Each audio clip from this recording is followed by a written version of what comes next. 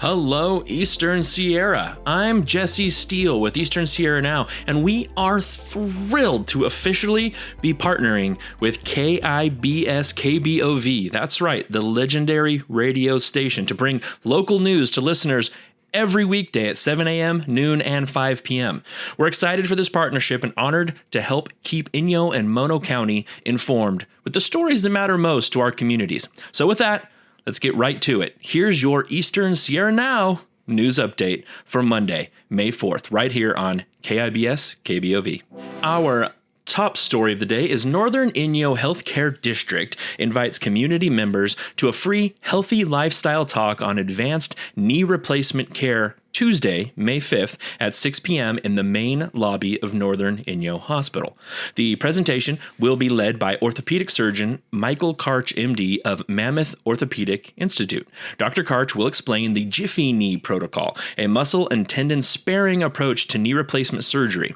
He will also talk about this advanced care and how it's available locally at Northern Inyo Hospital. Dr. Karch is a board-certified orthopedic surgeon who specializes in hip and knee replacement using robotic and computer-guided technology. He is a co-founder of Mammoth Orthopedic Institute and is currently completing advanced studies through the Harvard Business School Analytics Program, Harvard Medical School, and MIT, focusing on machine learning and the future of intelligent, responsible healthcare systems. Dr. Karch has also taken part in humanitarian medical missions around the world and has supported athletes with the United States ski team. Healthy lifestyle talks are part of the Northern Inyo Healthcare District's ongoing effort to share trusted health information with the community in a friendly setting. Attendees will have time to learn, listen, and ask questions. The presentation is free and open to the public. Northern Inyo Healthcare District continues to strengthen access to specialty orthopedic services through its collaboration with Mammoth Orthopedic Institute, helping patients stay active and supported close to home. The primary election is drawing closer, and with ballots being mailed out in early May, voters will very soon choose who will hold several important local offices. In response, Inyo 350 is sponsoring a free public candidate forum for the District 3 Inyo County Supervisor's race. The public forum will be held Tuesday, May 5th at 6:30 p.m. in the Fellowship Center building at the Bishop United Methodist Church. All candidates for this position, Scott Marshland, Stephen Orejuela, and Ted Carlton, will be in attendance. Christina Bloom Justice will be the moderator for the event. Inyo 350 is hosting this forum to help voters learn more about the three candidates, their hopes and the goals for our county, and their positions on important issues affecting our local communities. Our Inyo County supervisors regularly make important decisions affecting our local lives, environment, economy, and public safety and health, notes Inyo 350 Chair Harold McDonald.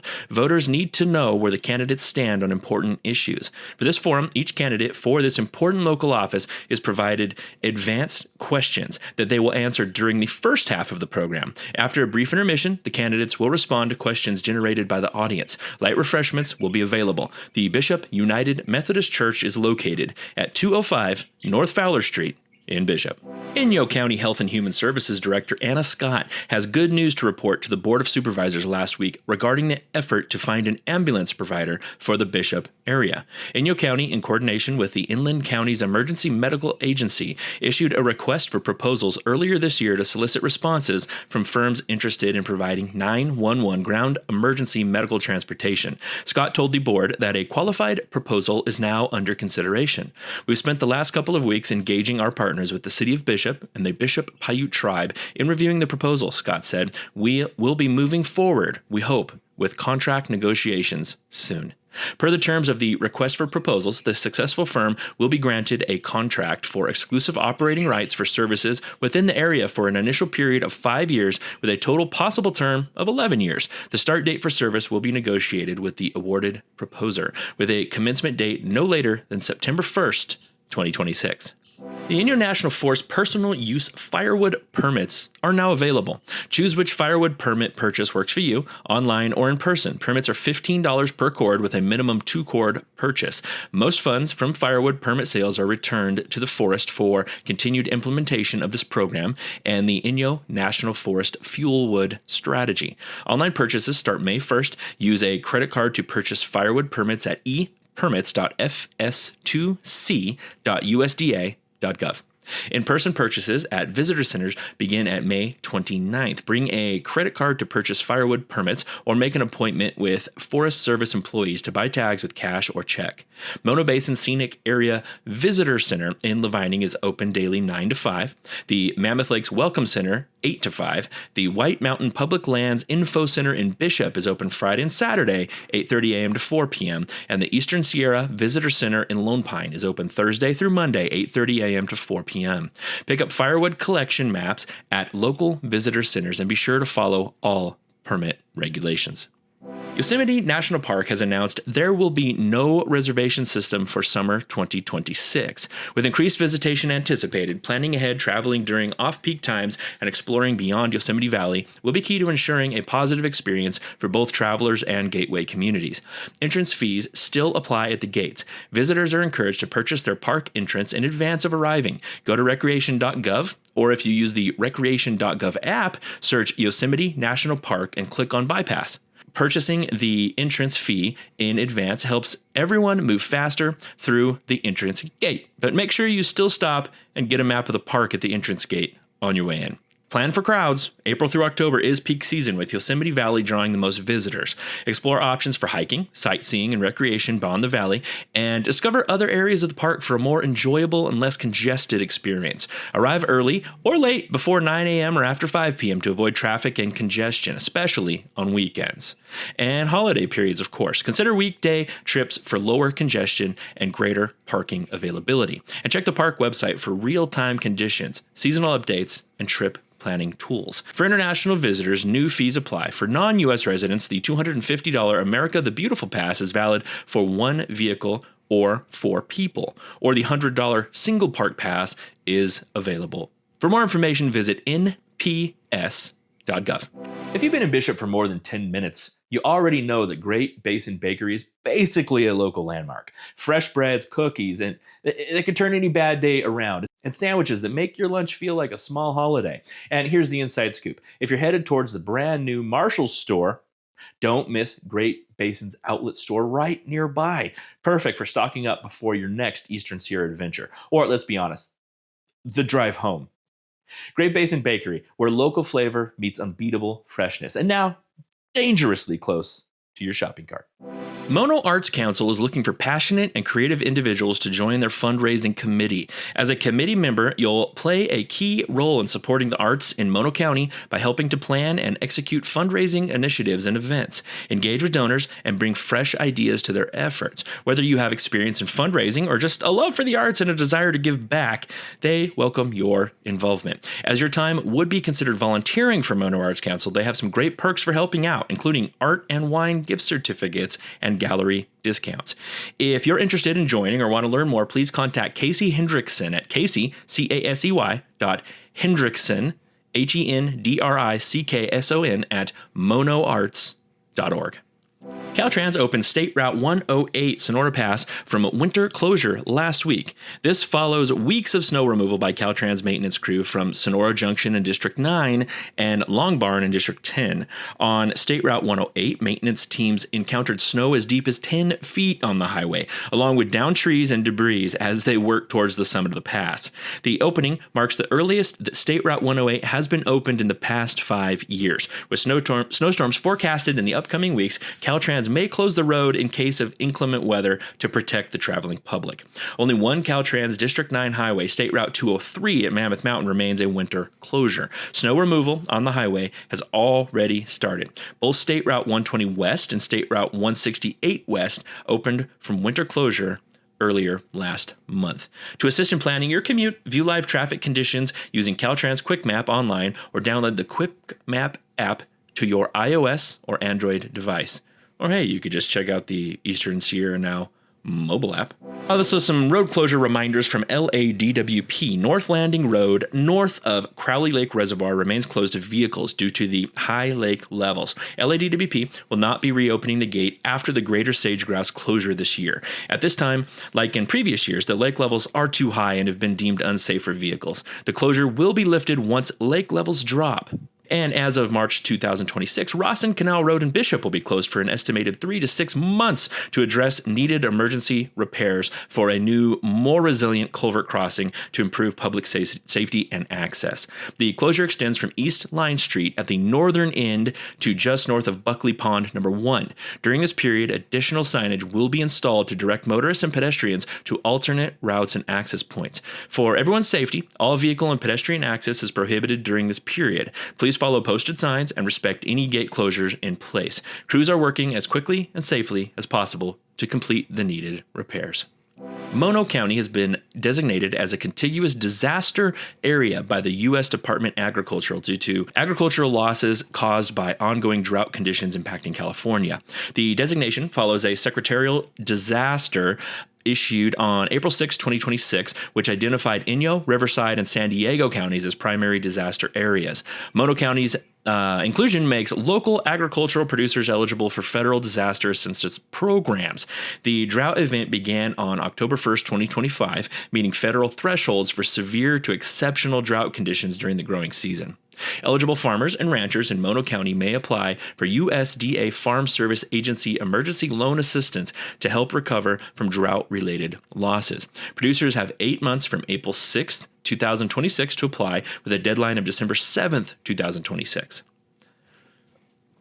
Emergency loans may be used to restore or replace essential property, cover production costs associated with the disaster year, refinance certain debts, and support essential family living expenses.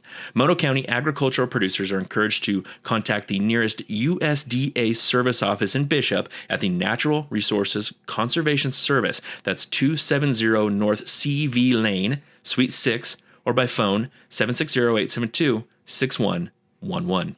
The California Department of Fish and Wildlife is issuing a reminder to well-intentioned residents and visitors to not interact with baby deer, even if they find one that appears to be abandoned or hungry, or really, really cute.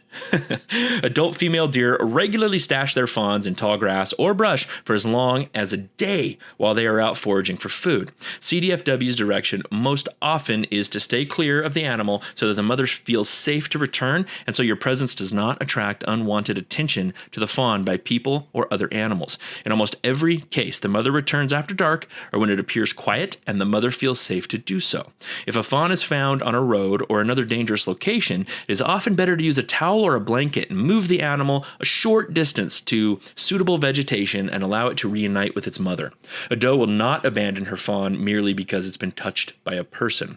Each year, CDFW and wildlife rehabilitation facilities are called to assist with fawns that have been removed from the wild by local residents and those recreating outdoors. Only a limited number of wildlife rehabilitation facilities are permitted to accept fawns due to disease concerns. It is not recommended to move fawns outside of their home county. The fawns lack the survival skills their mothers would have taught them and cannot be released back into the wild. Long-term captivity in zoos or other wildlife sanctuaries is unlikely due to limited space available. Consequently, the fawns are often euthanized. It is both illegal and unethical to feed deer and keep deer in your personal possession. Both crimes are misdemeanors, each subject to penalties of up to $1,000 and or 6 months in jail. To report an injured, sick, or suspected orphaned fawn, contact your local CDFW regional office directly. And just go home and watch Bambi. That's what I would do.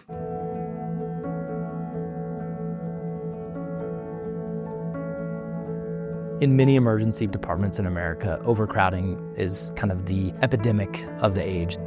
In our emergency department, we have very low door-to-doctor time, the time between when you show up as a patient to be seen to when you're actually going to be seen in person by a doctor, and that care is going to be delivered 99% of the time in a private room. So that allows privacy to the patient, it allows care to be delivered in a humane and respectful way. Our emergency medicine care is world-class. We have a phenomenal team. I'm so proud of the care that we provide at Northern Inyo and the community that we're caring for.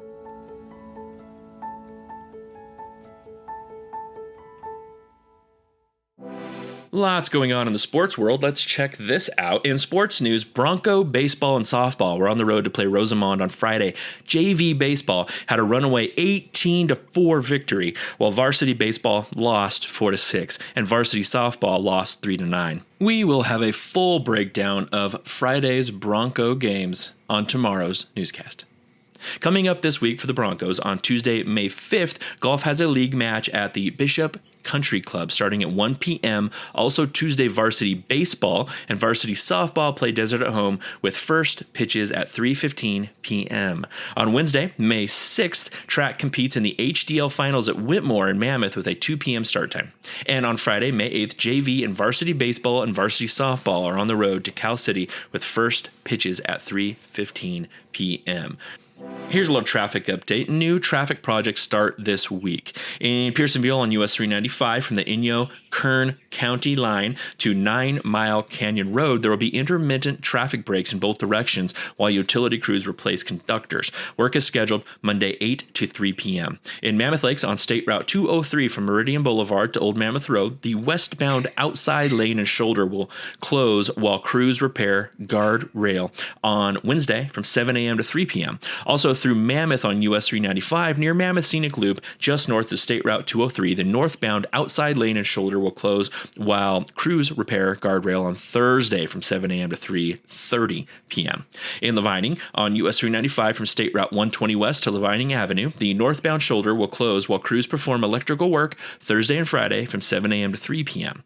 Through Sonora Junction on US 395 from Little Walker River Road to State Route 108, crews will repair guardrail on the southbound shoulder Monday 7:30 a.m. to 3 p.m.